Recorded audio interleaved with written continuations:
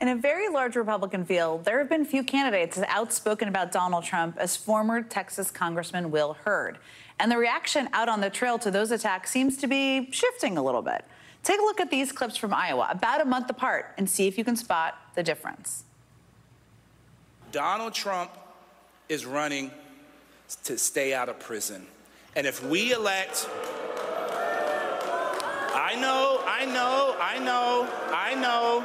I know. Listen, I know the truth. The truth is hard. Donald Trump lost the 2020 election. Period, full stop. And he lost it.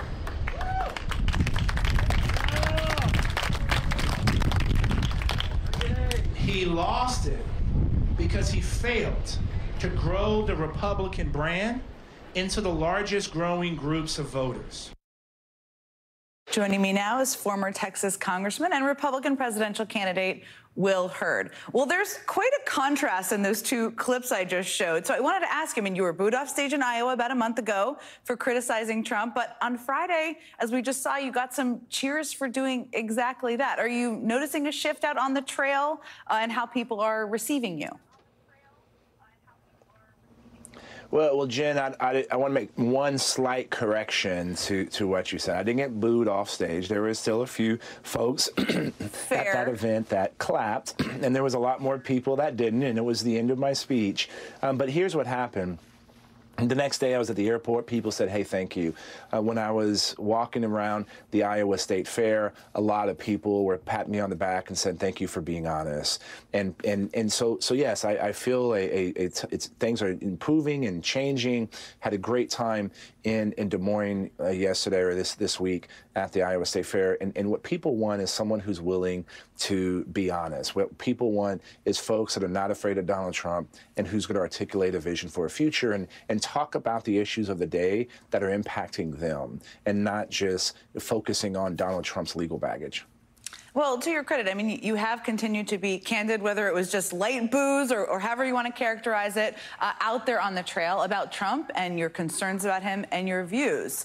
And I think this is still a political campaign, right, of many of which you've run. So the question I have for you is, for Republicans, is the most effective argument against Trump that he's unelectable in the general election, given all the charges he's facing, or is it more of a moral argument that Republicans should be making, that he's somebody who shouldn't be considered given he's been indicted 4 times? What have you found to be more effective? Right. Well, the one thing I know is not affected is kissing his butt, like many of my other opponents are doing. The fact, free advice to the other candidates. Donald Trump is leading in the polls, and he's your opponent, and kissing his butt is not going to help you. Is not going to help you win. I think a mix of those arguments matter.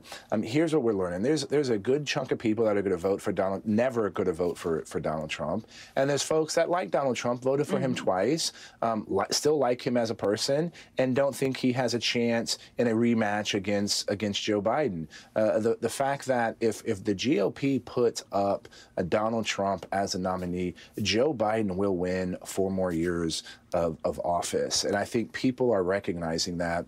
And what I'd also remind folks is that the voting doesn't start for about 24 more weeks. A lot can change between now and then. And the fact that Donald Trump is afraid to go on the debate stage and answer for being a proven loser. The last time he won was in 2016.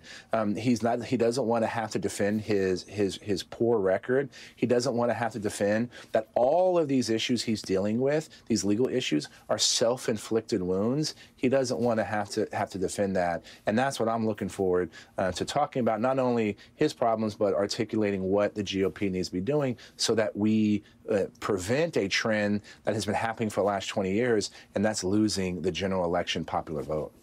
I wanted to ask you about, you do have a national security background, and there have been a lot said about Ukraine by a number of candidates in recent weeks, and specifically Vivek Ramaswamy in an interview recently. He has been steadily climbing the polls, I should note, but he recently said that he would make a commitment that he would recommend making a commitment that Ukraine cannot join NATO in order to end this war.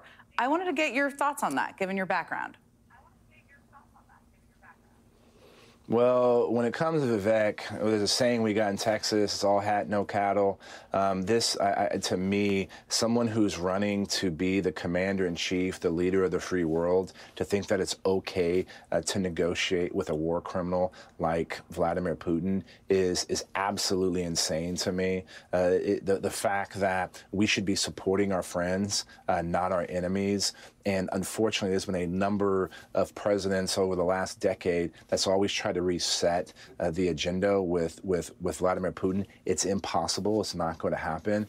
We should be doing everything we can to support the Ukrainians to win this war. And my definition of winning this war is pushing the Russians out of all of Ukraine to include Crimea and the Donbass. And anybody who is saying anything else to me is just, it's unacceptable, especially, when we win this. We should also be making sure the Ukrainians join NATO immediately. They're going to be one of the biggest militaries and experienced militaries in the region, and we should be having them as part of NATO. We should be growing the alliance as much as we can. And it's unfortunate that someone that is running for president, running for commander-in-chief, believes those things. You said something in a recent podcast interview with Kara Swisher that I found very endearing. You said you were pretty awkward growing up. I was also pretty awkward growing up, I think specifically in high school. You said you had a speech impediment. How did you overcome all of that? And what would you tell people who were maybe a young Will Hurd about how to overcome that and kind of reach goals as you have really tried to pursue? No, I appreciate the offer. Not only was it a speech impediment, I had messed up teeth. My head's been this size since I was 4 years old. In the 5th grade, I wore a size 14 shoe. It was pretty awkward, and I got made fun of and bullied. At least back when I was in school, the bullying stopped at 3:45 when school was over, and now with social media, it's even tougher. But what I would tell people is exactly what my mother told me, may she rest in peace. It doesn't matter what other people think about you. It only matters about what your loved ones think about you and what you think about yourself. And it gets better. Now I'm 6'3", 240 pounds. I know the CIA kick. Nobody messes with me. Nobody messes with me now. But it gets better. Have a PMA, a positive mental attitude, and don't care about what those other people think. Because when you stop caring, they stop bullying you. And that's something I thank God I learned at a young age.